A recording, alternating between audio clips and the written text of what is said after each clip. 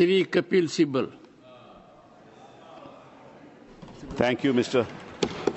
Thank you, Chairman, sir. I rise to oppose the bill and thank you for this opportunity to participate in this debate. मैं थोड़े संक्षेप में कुछ मुद्दे उठाना चाहता हूं, कोई विवादित बात नहीं करूंगा। समझ लीजिए कि मेरे पास कुछ संपत्ति है, मेरी प्रॉपर्टी है। मैं हिंदू हूं या मुसलमान हूं या ईसाई हूं या सिख हूं, मैं उसको चैरिटी में देना चाहता हूं, तो कौन उसको रोक सकता है?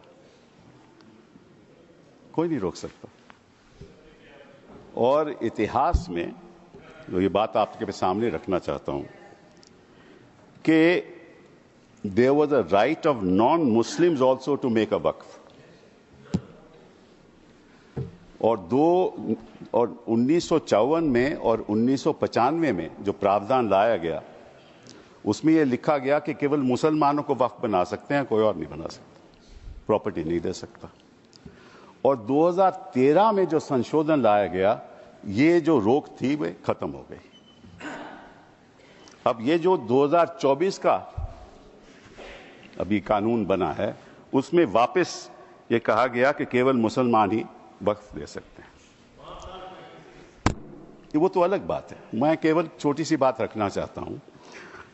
मैं as far as the 17th century, and I'll give you a judgment of the Madras High Court, which observed that it is common for the Hindu zamindars to have Muslims in their territories to make Muslim endowments. Similarly, in Arur Singh versus Badr Deen, Lahore High Court upheld the right of a Hindu to make waqf of his property for a Muslim graveyard. After independence, Nagpur High Court upheld the right of a non-Muslim to create waqf. और हमारे प्रधानमंत्री जी, इनकी मैं बड़ी इज्जत करता हूं, हमेशा कहते हैं वन नेशन वन लॉ। तो अगर वन नेशन वन लॉ होना है तो बताइए भाई साहब कि ये केवल कहना कि मुसलमान ही वक्फ दे सकते हैं, ये किस किस्म का लॉ है? ये किस किस्म का लॉ है? और ये भी कहना कि मुसलमान को पहले 5 साल मुसलमान बने फिर तय करना होगा कि तुम वक्फ दे सकते हो कि नहीं।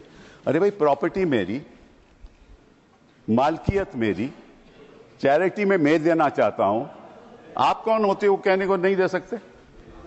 ये कौन सा कानून है? ये छोटी सी बात है, ये कौन सा कानून है? मैं हिंदू हूं, हिंदू होकर भी मैं दे सकता हूं। ये तो मेरी मर्जी है ना, प्रॉपर्टी तो मेरी है, आपका तो कोई हक नहीं। तो पहली बात तो ये कि ये आपने प्रावधान रखा क्यों?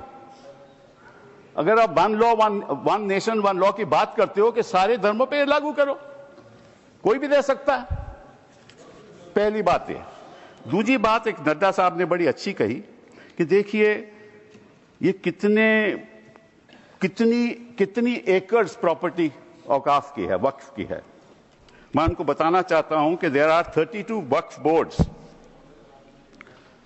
in this country in different states merely supervise administration of waqf properties in their respective states. But please note kar lijiye Nada ji, total area of Hindu religious institutions in Tamil Nadu, Andhra Pradesh and Telangana respectively is 4,47,000 in Tamil Nadu, 4,65,000 in Andhra, 87,000 in Telangana, 723 acres with Tirumala Tirupati Devasthanam, and thus it comes to 10 lakh acres only in 4 states. And आप कहते हैं कि देखिए औकाफ में 8 लाख एकड़ है। अरे भैया, आपके हिंदू टेम्पल्स में भी इतनी संपत्ति है, वहां आप क्या कर रहे हो? वहां आप क्या कर रहे हो? बाकी स्टेट्स में देखो ना। अच्छा, और ये नहीं कि हर धर्म में सुधार नहीं होना चाहिए, उतार होना चाहिए, मैं आपके साथ सहमत हूं। हिंदू धर्म में भी सुधार लाना चाहिए, लाना चाहिए ना, हिंदू धर्म भी सुधार लाना चाहिए। अंडर हिंदू धर्म, एक मिनट,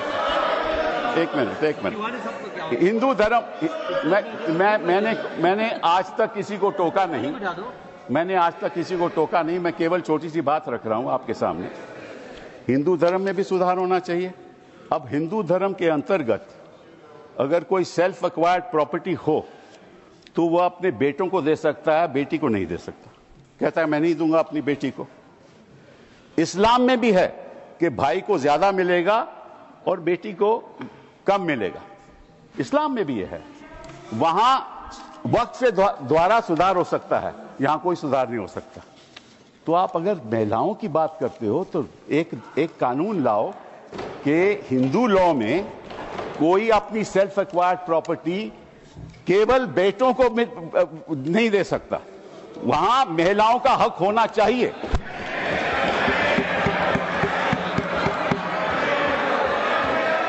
और आप हमें ये आश्वासन दो,